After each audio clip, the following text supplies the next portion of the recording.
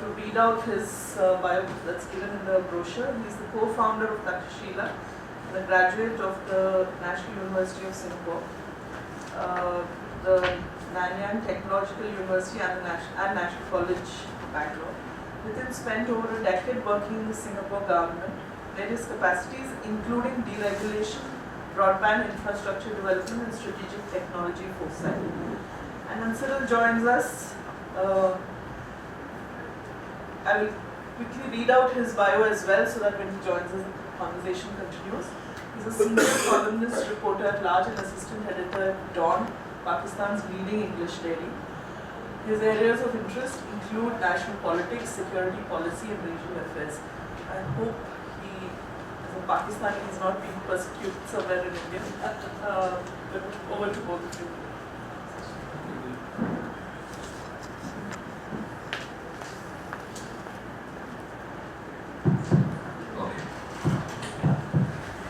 So while we wait for the absconding Pakistan, he's a Goan, so he's an absconding Goan who absconded to Pakistan, and then a Pakistani who is now absconding in Goa. So it's a quite circular absconding. Venkat and I, we've spoken at length before. So for us, it's an interesting opportunity to reconnect and talk get some probably new ideas about.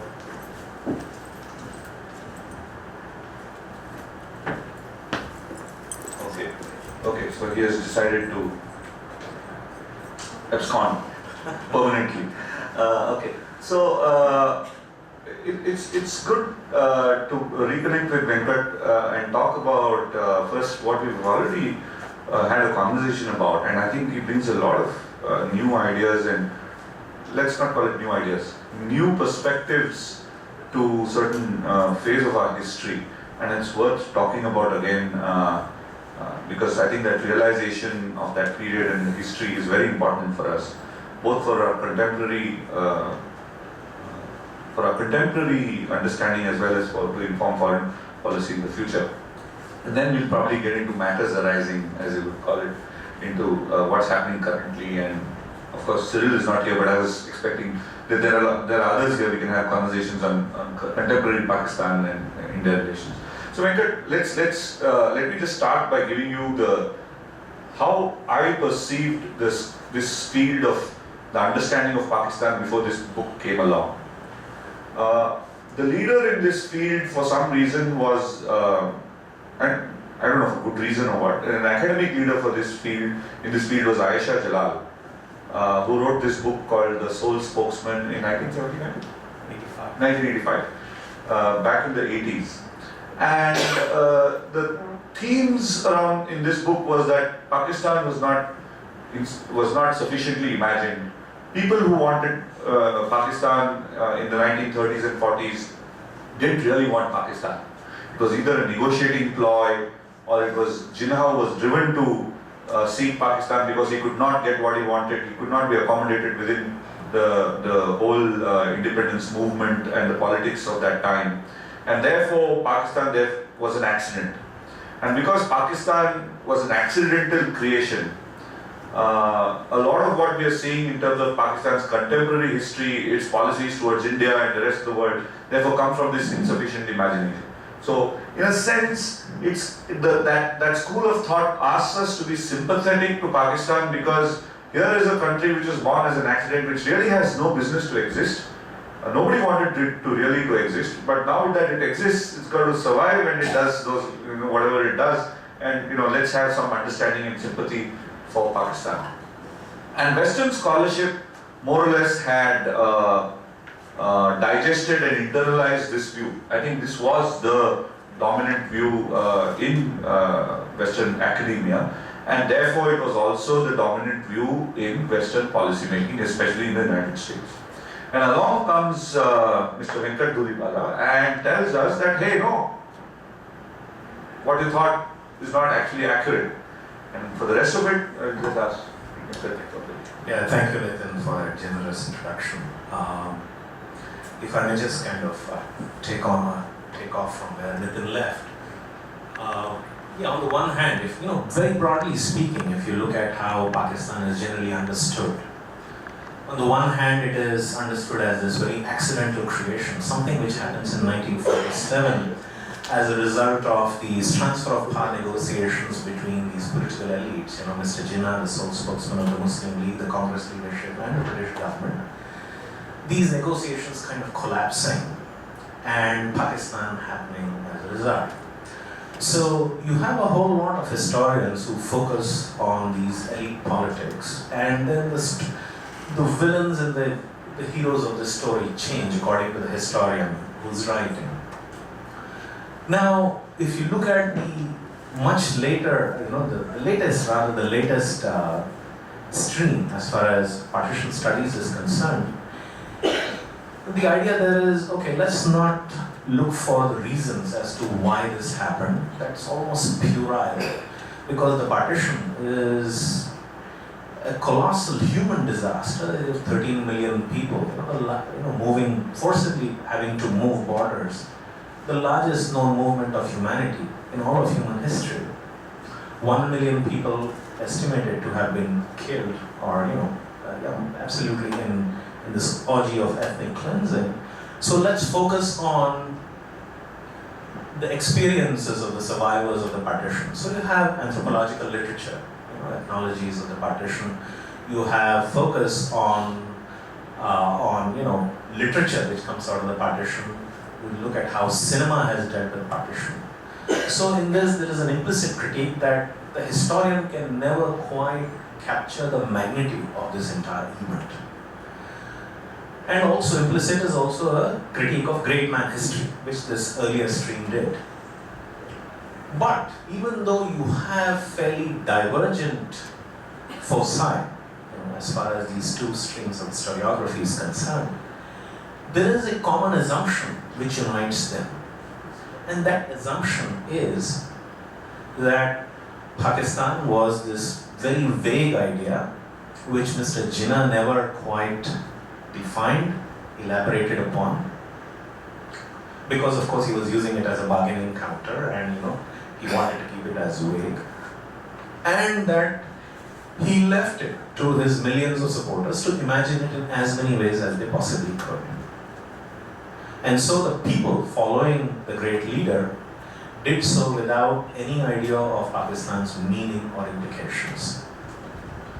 Now the question that remains is that if we understand or we believe that India is a fairly argumentative society in which just about everything is discussed, debated, fought over, thrashed through, how come this idea of Pakistan, when the Lahore Resolution is passed in 1940, from that time till 1947 when Pakistan actually comes into existence, how does this thing remain a vague idea? So I asked this question, that how was the idea of Pakistan articulated, debated, discussed in the public sphere, in the columns of the press, in public meetings, in election campaigns?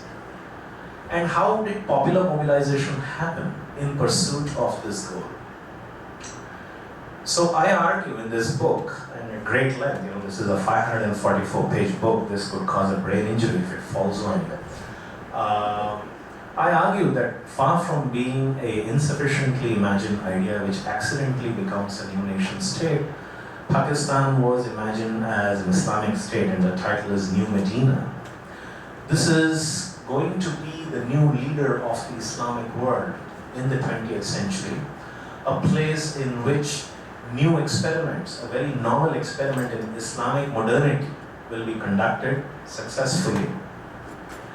It will not just be the refuge for Indian Muslims, but will emerge as the leader of the global Ummah, and in that sense emerge as the very successor to the defunct Ottoman Caliphate, which had dropped the baton of the leadership of the Muslim world at the end of World War I. So that is, broadly speaking, the argument.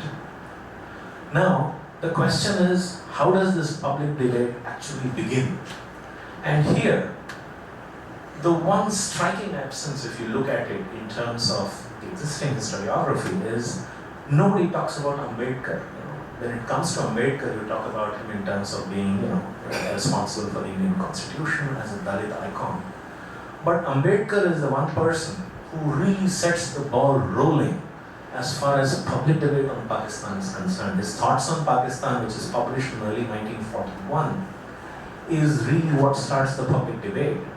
And the Muslim League and Mr. Jinnah in particular himself are forced to respond to Ambedkar's challenge in public. And so when Gandhi and Jinnah meet in 1944 for their summit negotiations in Bombay, both refer to Ambedkar's book as the fundamental text to be read by any thinking Indian if he wants to really understand the idea of Pakistan. So, I begin this, Ambedkar appears in the third chapter, and in the first two chapters set up the background for the Lahore Resolution. But yeah, this is where, the ball sets rolling. I guess I'll let Nitin, otherwise I could talk about the book for the next 45 minutes.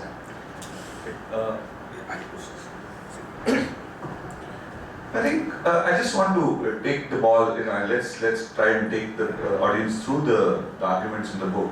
I think around 1920s to the 1940s was this transition from a constitutional mode of politics in the freedom movement, which sort of ended with Gokhale and the entrance of Gandhi, gets it into popular, the freedom movement became a popular movement because the crowds came in.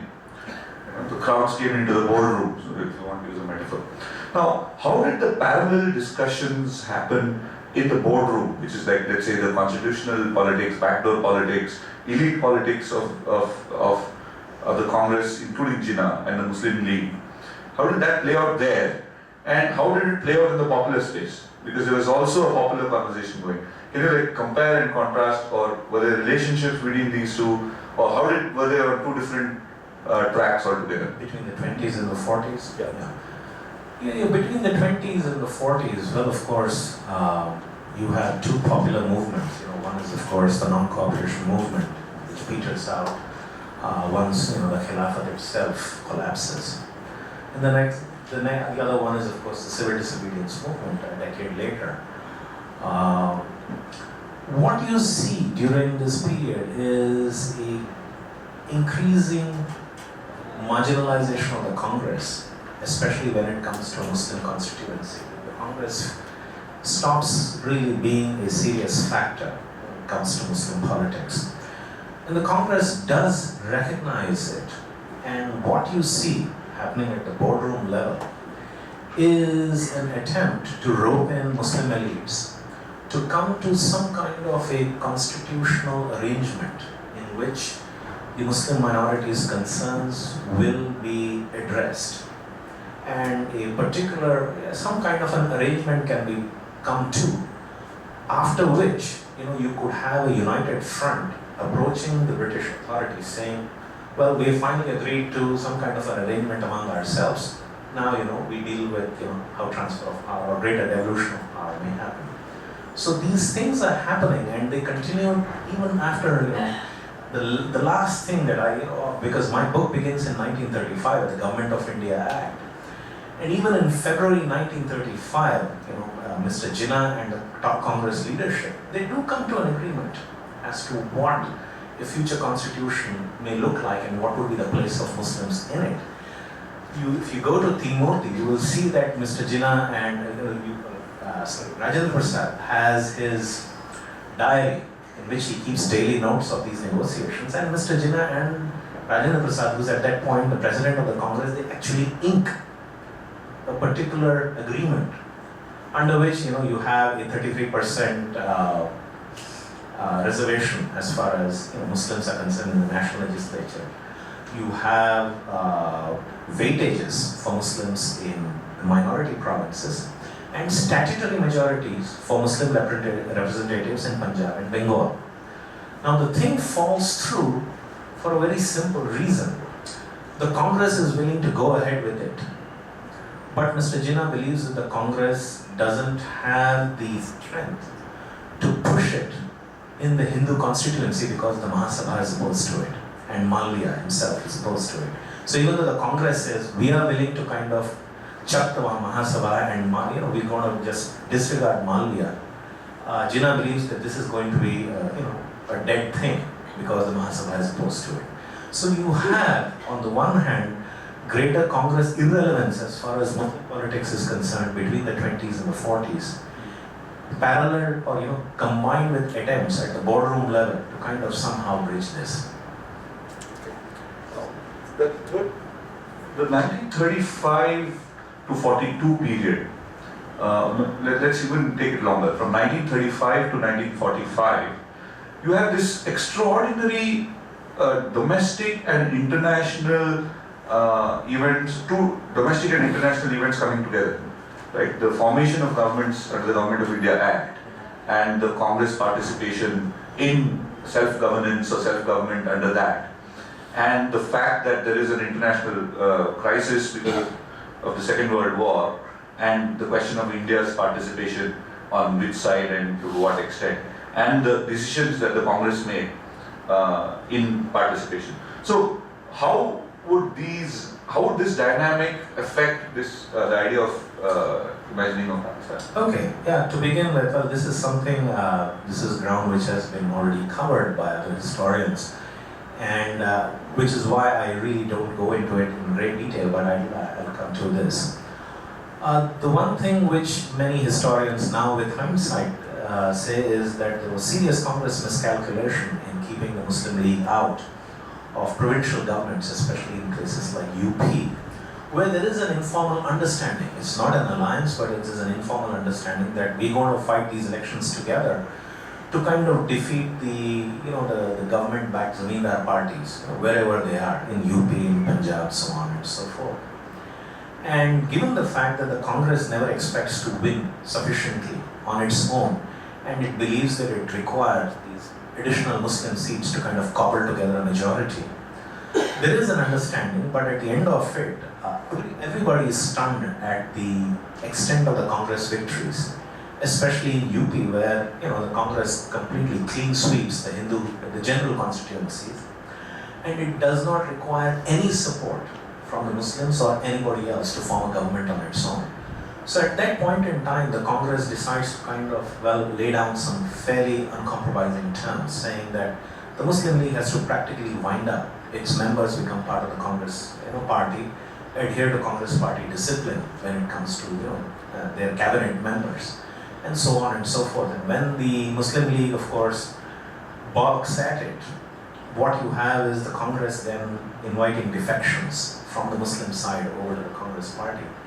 And so they appoint two Muslim ministers in UP. One is Rafi Ahmad Kidwai, who loses every election before independence. And the other is Hafiz Muhammad Ibrahim, who has won on a Muslim League ticket, but then becomes a renegade and comes over to the Muslim League side. So these two people become the ministers in the Congress cabinet.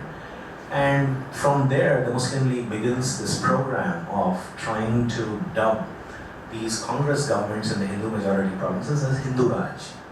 And they are vastly successful in this regard. And as far as the war is concerned, 42, what you do see is that once Gandhi comes up with this Quit India movement, you have the top Congress leadership, barring Rajaji, they're basically in prison. Gandhi, Nehru, Patel, Azad, Pant, Kriplani, except for Rajaji. And what it does is that the Congress is not left with any adequate leadership to mount a serious ideological challenge on the streets, on the ground, against the idea of Pakistan. And this task is picked up by ulama, the Congress ulama belonging to the Jamaat Ulama Hind, who are sympathetic to the Congress. So they take it to kind of push back against the Muslim League and the idea of Pakistan. So my book basically tries to foreground these other figures who are talking about Pakistan, either for it or against it, to make the simple point also that Mr. Jinnah is not the sole spokesman. There are many other people who are speaking. Yeah, so this is the interesting question in this whole episode with respect to this idea of Pakistan being sufficiently imagined, right? Because the popular narrative is that the Muslim League was a party of which elite land-holding, gentry, right, who would now risk losing their influence if democracy empowers everybody, right? That's a standard argument.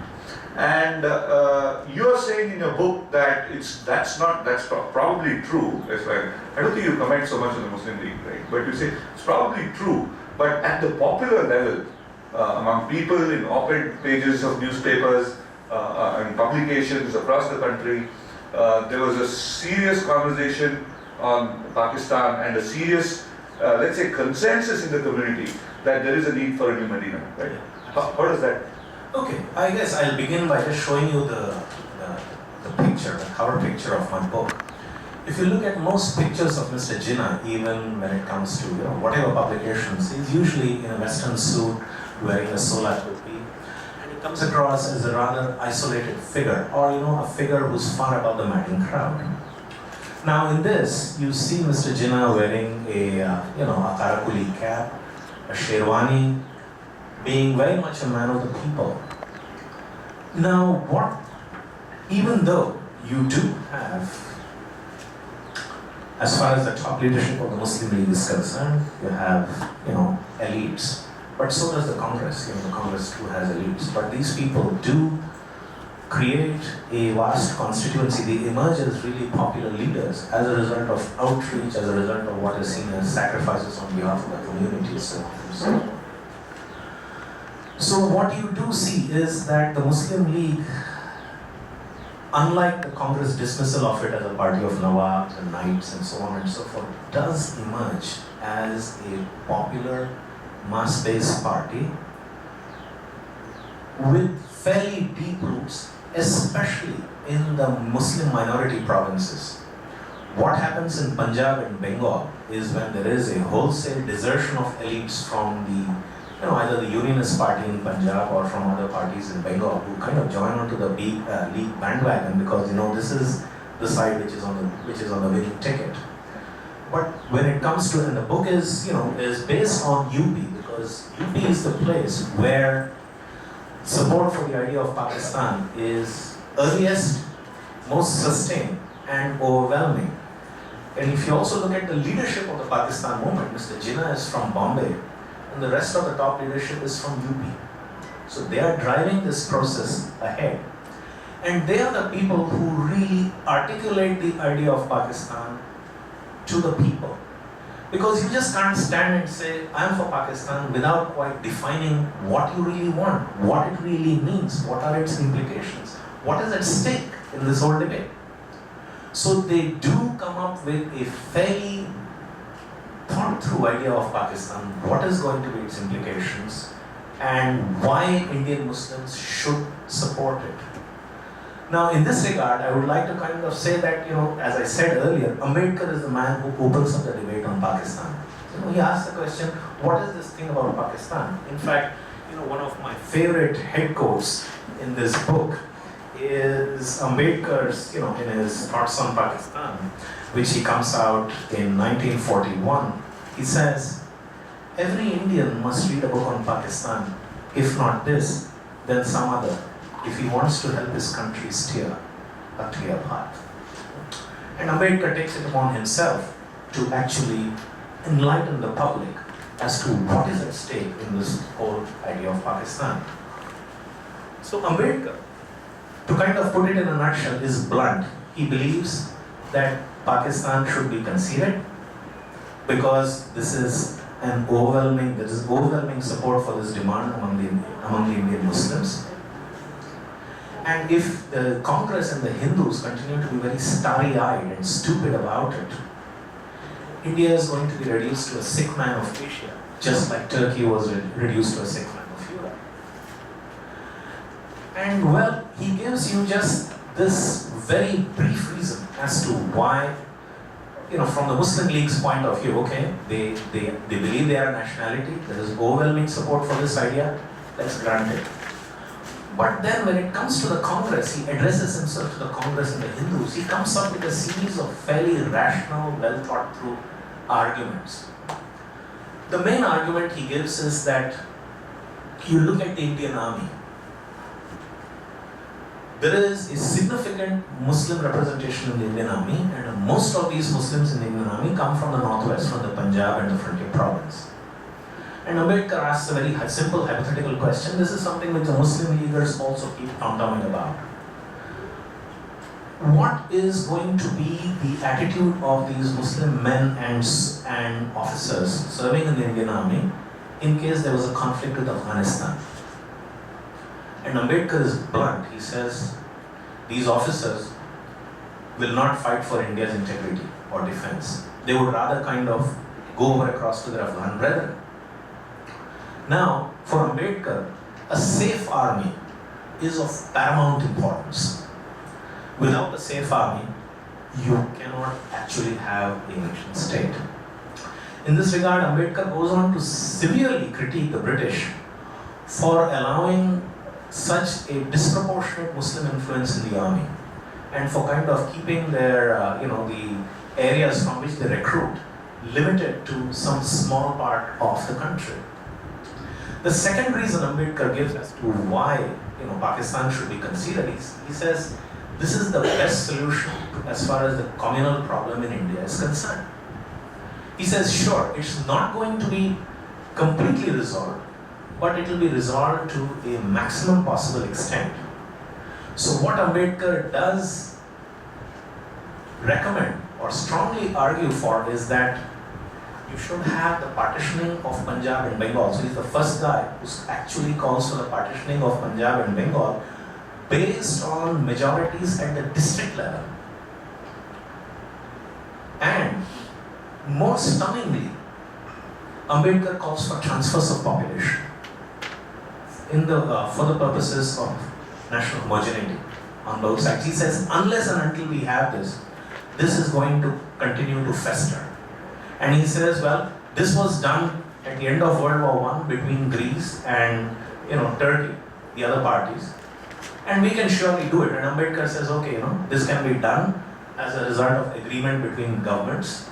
This can be done in a kind of very regulated manner, voluntary, but this should be done. So it's quite stunning that, and Jinnah himself is somebody who agrees with it.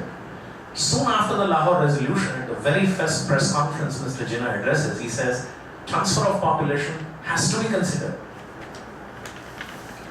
Now, these are some of the arguments that Ambedkar says, so the military issue, the issue of, communal peace in the country.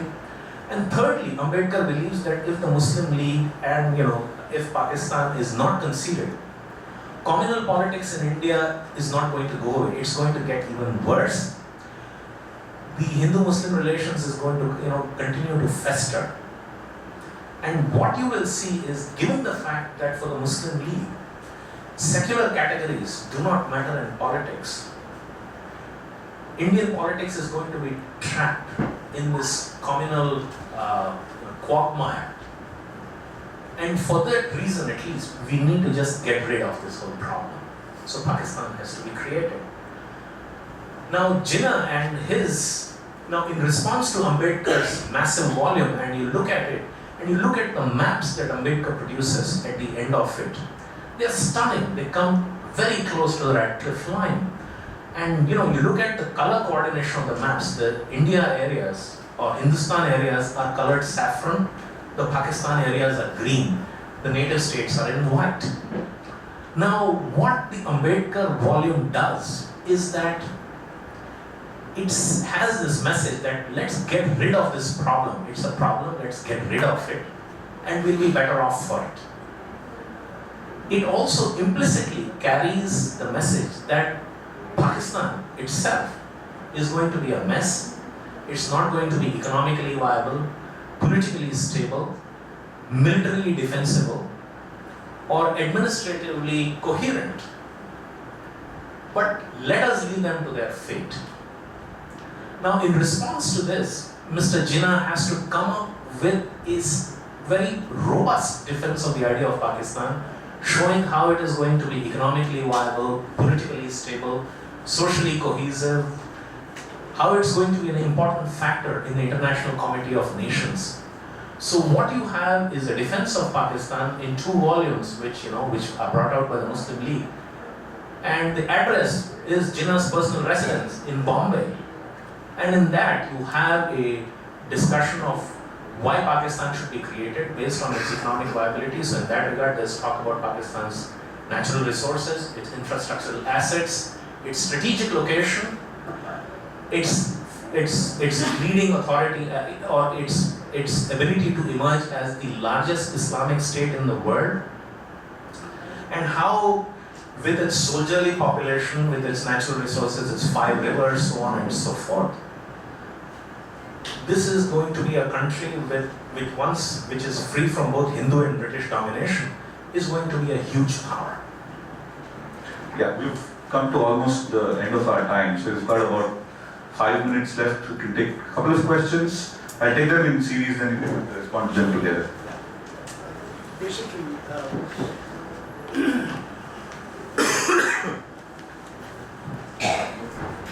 two things, Venkat.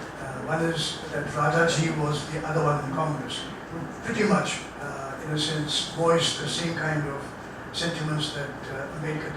In the Congress, he was the other guy, from the very beginning. When he was the premier of the Madras presidency onwards, he has been saying, let's concede the idea, if the Muslims want it, let's give it to them, let's part gracefully, we'll always be friends. The other thing is, it's curious that about the Muslim soldiery that were dominating the Indian Army, British Indian Army. In 1946, Montgomery, the chief of the Imperial Defense Staff, visits Delhi and is told by Jinnah, how can I, who eats a cow, live with people who deify it? So the point he was making was fundamental, and then introduced it down to cuisine. But the point is precisely what Ambedkar, in a sense, was talking about. You know, that had manifestation in Jinnah saying this to Montgomery. And Montgomery, of course, didn't understand it, but he has it in his memoirs of his trip to Delhi. Is there any more? I have 2 minutes. Just take the questions from As far as we know, Mr. Jawaharlal Nehru has been right from the beginning at the helm of one of the important people who was at the helm of affairs during all these negotiations. And in spite of that, in his book, why was it that he has not highlighted the particular point, in inverted commas, that in Pakistan has been an accidental creation? There was no, in his Discovery of India, though he has at length discussed about the partition and all that, all the discussions went between him and British and Muslims, but he has not highlighted this point. Why was that? Okay. And there's one. Okay. Yes, sir. Good morning. You've given me a very interesting perspective on history and how the creation of Pakistan came to be. It seems that B.R. Ambedkar was a very pragmatic man. He believed that, compared to Gandhi, he was far more pragmatic. But the entire idea of creation of Pakistan as being, something that had to be got rid of, it could also inherently or unintentionally, imply that it's like something about getting rid of the Muslims of India. And now India has one of the biggest populations of Muslims in the country. And as the gentleman over there said, how can a man who worships the cow live with a man who eats the cow? Well, we have to do that. It's no choice. We don't have a choice. We have to find a way to do that. So how does his pragmatism, how does that translate to modern India today? Very quickly, Pakistan being the new Medina, right? Very well thought out, I agree. After which, when Islam becomes an important part of Pakistani narrative, 70 onwards particularly, why are we surprised that Islamic militancy and jihad is so central to Pakistan today? Why are we so surprised? Yeah. Okay, to kind of take these questions and I hope in some particular order. Ambedkar is very much a pragmatist, and one of the things, of course, which both Ambedkar and the Muslim League seem to share, another assumption, besides partitioning, transfers of population, so on and so forth. there is the expectation that, well, just as there are going to be Muslims in India, there's going to be non-Muslim minorities in Pakistan. And these minority populations are going to be hostages. So if यहाँ पे इनकी पिटाई होगी तो वहाँ पे उनकी भी पिटाई होगी. So there is this threat of retributive vengeance. And this hostage population theory gets bandied about quite a lot by the Muslim League. It's one of their central pillars to reassure their support base in Hindustan कि आपको कुछ नहीं होगा, nothing will happen to your person or property because, there's these other guys too. The second thing, the Muslim League also uses the analogy of the Sudeten Germans. So just like Hitler, is there for the Sudeten Germans, Pakistan is going to be there for the Indian Muslims. So just, if something goes hanky-panky happens here, they could either go to the UN or they could have a war with India. So when it comes to security of these people, these are the kinds of things which are quite regularly bandied about. As far as this question of Islam's centrality, I think there's a whole lot of investment somewhere in this belief that the movement for the creation of Pakistan was the secular nationalist movement. जिन्ना साहब तो हमारे और आपकी तरह थे, वो suit boot पहनते थे, कुत्ते पालते थे, दारू पीते थे. But I think these are matters of personal choice. And what you do with, whether with your Scotch whiskey in the evening or whatever it is, has nothing to do with your politics. For that matter, Mr. Bal Thackeray is as secular as Jinnah because he too likes his, liked his Bombay. Bombay. Warm Heineken beer. Okay, yeah, beer and whatever, wanted Michael Jackson to come in and use his restroom, so on and so forth. But what you do with your politics. So there are two things about Jinnah which have been sought to be glossed over. One is that nobody now or most people don't want to remember the fact that Mr. Jinnah, when it comes to the question of Pakistan, speaks with a forked tongue. On the one hand, he may speak about Pakistan as a modern democracy, which is going to be European style, with legislature, executive, division of powers, minority rights, so on and so forth. But there are many other places in which he says, there is going to be Islamic law in Pakistan, or Islam is something which motivates us, so Pakistan is going to be some species of Islamic state. What that is going to be like is something that's a can which is kicked further down the road. In fact, there is this very fascinating vignette which comes across in one of the, I put it in my book also, when a representative of Jamaat-e-Islami goes and meets Mr. Jinnah in 1941 and says, tell me what is this vision of an Islamic state that you have? Mr. Jinnah says, right now, we are all agitating for a plot of land. Once we have acquired it, you are free to build your mosque upon it. So it's a very pointed indication.